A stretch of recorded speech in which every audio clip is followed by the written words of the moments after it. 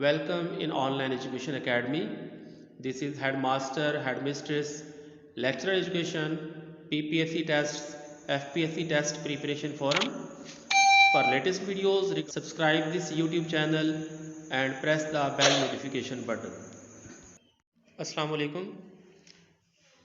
इस वीडियो का हमारा टॉपिक है education in the Muslim world. और टॉपिक शुरू करने से पहले मैं आपकी तवज्जो सिफ़त ईमान मुफस्सिल की तरफ करूँगा। ईमान मुफस्सिल है आमन्तु बिल्लाहि व मलाइकातिही व कुतुबिही व रुसुलिही वल यौमिल आखिर वल क़द्रि खैरिही व शर्रिही मिनल्लाहि तआला वल बासी बादल मौत। बुनियादी इस्लामी अकायद हैं अल्लाह के ऊपर ईमान, फ़रिश्तों के ऊपर ईमान, अल्लाह की इल्हामी किताबों के ऊपर ईमान, पैगम्बरों के ऊपर ईमान और यौम आखरत के ऊपर ईमान। ये बुनियादी इस्लामी अकायद हैं। और जब हम इस्लामिक सिस्टम ऑफ एजुकेशन की बात करेंगे तो ईमान मुफस्सिल, ईमान मुजमिल और बुनियादी इस्लामी अकायद को आप जहन में रख लेंगे तो आपके ऊपर तमाम कॉन्सेप्ट आसानी से क्लियर हो जाएगा। इस्लाम के अंदर नॉलेज के जो सिमिलर वर्ड इस्तेमाल होता है लफ्ज़ नॉलेज के हवाले से, जो सिनोनिम है वो है इल्म। और जब हम इल्म की तफसीर के ऊपर जाते हैं तो इल्म के मुआनी नॉलेज से भी ज़्यादा वसी हैं। नॉलेज से मुराद होता है किसी चीज़ के बारे में मालूमात, जबकि इल्म एक ऑल एम्ब्रेसिंग टर्म है जिसके अंदर थ्योरी, एक्शन और एजुकेशन तमाम शामिल हैं। इस्लाम में जो टाइप्स ऑफ नॉलेज हैं वो दो हैं, रिवील्ड नॉलेज और एक्वायर्ड नॉलेज। रिवील्ड नॉलेज वो इल्म है जो कुरान और सुन्नत से हासिल होता है और इसकी मज़ीद एक्सप्लेनेशंस की जाती हैं। और एक्वायर्ड नॉलेज जो है वो अलूम हैं जो इंसान अपनी स्ट्रगल से हासिल करेगा। यानी रिवील्ड नॉलेज तो अल्लाह की तरफ से नाजिल करदा अलूम है और अल्लाह के पैगम्बर की तरफ से जो अलूम की तरवीज हुई वो कुरान और हदीस की सूरत में हमारे सामने है। और एक्वायर्ड नॉलेज के अंदर तमाम किस्म के मुआशरती, नेचुरल और अप्लाइड साइंसेस के तमाम अलूम जो इंसान अपनी काविशों से अलूम के अंदर इजाफा कर रहा है वो एक्वायर्ड नॉलेज के अंदर आ जाता है। इस्लाम एक मुकम्मल ज़ाब्ता हयात है और किसी भी शख्स की स्पिरिचुअल लाइफ, इंटेलेक्चुअल लाइफ,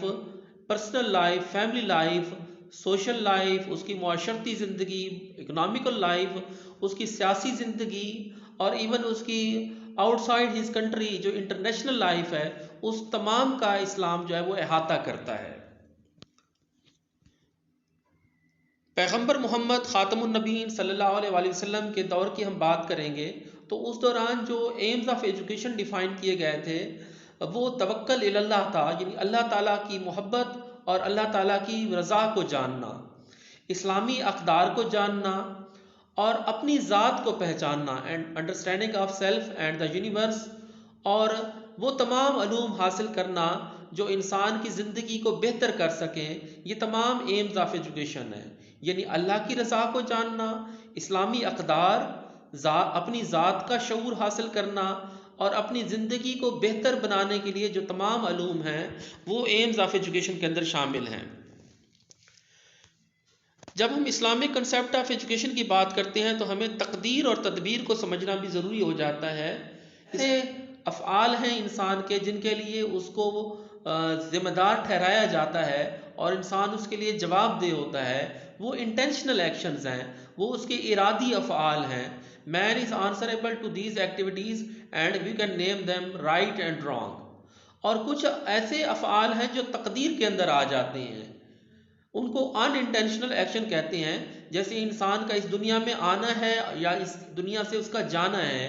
उसकी ज़िंदगी है, मौत है, और बहुत से ऐसे अफ़आल भी हैं उसकी ज़िंदगी के अंदर जिसके अंदर उसकी चॉइस का अमल दखल नहीं होता,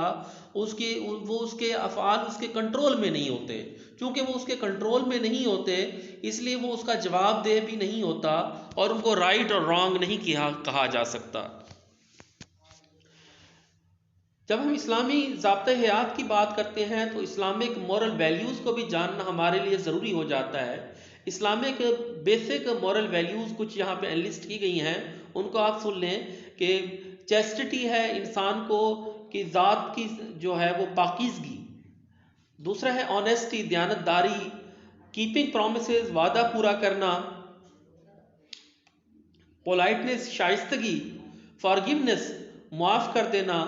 مرسیفلنیس رحم دلی، جسٹس انصاف، لو محبت، شفقت، گڈنس اچھائی، پیشنس پریچنگ ود وزڈم صبر ہے اور دانائی کی تبلیغ ہے،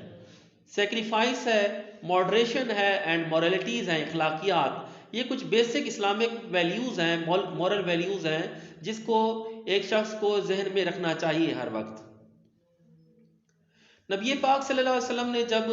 اپنی تدریس کی، جب ہم اسلامک کنسیپٹ آف ایجوکیشن کی بات کرتے ہیں تو پہلی وحی سے ہی ہمیں اقرا کا لفظ سننے کو ملتا ہے، اور نبی پاک صلی اللہ علیہ وسلم نے اپنی پوری زندگی رب زدنی علما کہتے ہوئے گزاری، اور نبی پاک صلی اللہ علیہ وسلم نے اپنے صحابہ کی تعلیم کا بھی اسلام کے آغاز سے ہی بندوبست کر لیا تھا۔ اور نبی پاک صلی اللہ علیہ وسلم کی جب ہم teaching strategies and teaching techniques کی بات کرتے ہیں تو وہ تمام ٹرمز جو ہم ماڈرن ایجوکیشن کے اندر دیکھتے ہیں، نبی پاک کی زندگی میں ہمیں وہ تمام سکلز اور ٹیکنیکس ہمیں نظر آتی ہیں۔ یعنی ہمیں سائنٹیفک ایٹیٹیوڈ کی بات کریں، سائنٹیفک میتھڈز کی بات کریں، بیسک سکلز سکھانے کی بات کریں، لیکچر میتھڈ ہے تو نبی پاک نے لاکھوں کے اجتماع سے لیکچر میتھڈ کو جو ہے نا وہ اپلائی کرتے ہوئے ان سے خطاب کیا ہے، یا جو مساجد کے اندر خطبہ دیا جاتا تھا تو اس کے اندر لیکچر میتھڈ کی جو ہے نا وہ استعمال تھا، سائیکولوجیکل اپروچ تھی، اور ماس کمیونیکیشن سے کس طرح سے بڑے ہجوم سے، بڑے اجتماع سے جب غزوات کے اندر نبی پاک صلی اللہ علیہ وسلم خطاب کرتے تھے تو اس دوران methods of mass communication use کرتے تھے، اور ٹیکنیکس آف ٹیچنگ، ہر قسم کے طریقہ کار ماڈرن ایجوکیشن کے اندر جن کو ہم پڑھتے ہیں، نبی پاک صلی اللہ علیہ وسلم نے اپنے صحابہ کی تدریس میں یہ تمام طریقہ کار استعمال کیے، اور ان کی ہم پریکٹیکل امپلیکیشنز ہم دیکھتے ہیں ان کی لائف کے اندر۔ پھر اسلام کے اندر مسجد کا ایک اہم کردار ہے۔ مسجد ایک ایسی جگہ ہے جو نماز کی جگہ ہے، جو سوشلائزیشن کی جگہ ہے، جو دعوت یا اسلامک قول آذان کی جگہ ہے، دین کی طرف پکارنے کی جگہ ہے، سیلیبریشن نکاح کی رسمیں ہوتی ہیں مسجد کے اندر، میٹنگ اینڈ ڈیلیبریشنز کی جگہ تھی، میڈیکل کیئر کی جگہ ہے مسجد اسلامک کنسیپٹ کے اندر، اور ایجوکیشن کی جگہ بھی ہے۔ نبی پاک صلی اللہ علیہ وسلم کی زندگی کا جب ہم آغاز دیکھتے ہیں اسلامک پریچنگ میں تو دار ارقم کا ذکر ہمیں ملتا ہے۔ دار ارقم ایک ایسی جگہ تھی جو حضرت ارقم کے گھر میں قائم کیا گیا تھا، ایک درس جہاں پہ نبی پاک صلی اللہ علیہ وسلم اپنے صحابہ کو، جب مکی زندگی میں ان کی زندگی میں صحابہ کی، نبی پاک صلی اللہ علیہ وسلم اپنے جو صحابہ تھے ان کی تعلیم و تربیت کا وہاں پہ انتظام کرتے تھے۔ اور دار ارقم کے اندر جو ایمز آف ایجوکیشن تھے وہ قرآن و حدیث کی تعلیم تھی، تفسیر قرآن تھی، اللہ تعالیٰ کی فرما برداری کے پیغام کو پوری کائنات کے اندر پھیلانا، اور obedience of Allah with knowledge and wisdom, علم اور دانائی کے ساتھ اللہ تعالیٰ کی فرما برداری سکھانا۔ پھر نبی پاک صلی اللہ علیہ وسلم کی جب ہم مدنی زندگی دیکھتے ہیں، جب نبی پاک صلی اللہ علیہ وسلم مکہ سے مدینہ ہجرت کر کے آتے ہیں تو وہاں پہ صفا کا نام ہمیں سامنے آتا ہے، اور اصحاب الصفا، صفا مینز ایک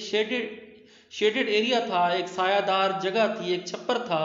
جس کے نیچے نبی پاک صلی اللہ علیہ وسلم کے وہ صحابہ جو بے گھر تھے وہ وہاں پہ رہائش پذیر رہتے تھے، اور نبی پاک صلی اللہ علیہ وسلم ان کو رہائش کے ساتھ ساتھ ان کو تعلیم و تدریس کا انتظام نبی پاک صلی اللہ علیہ وسلم نے وہاں پہ کیا ہوا تھا۔ رہائش ان کی مسجد کے اندر ہی ہوتی تھی، اور نبی پاک صلی اللہ علیہ وسلم ان کی تعلیم کا، وہاں پہ مذہبی تعلیم کا، معاشرتی تعلیم کا، دینی تعلیم کا انتظام وہاں پہ کرتے تھے، ان کو تدریس کے فرائض سر انجام دیتے تھے۔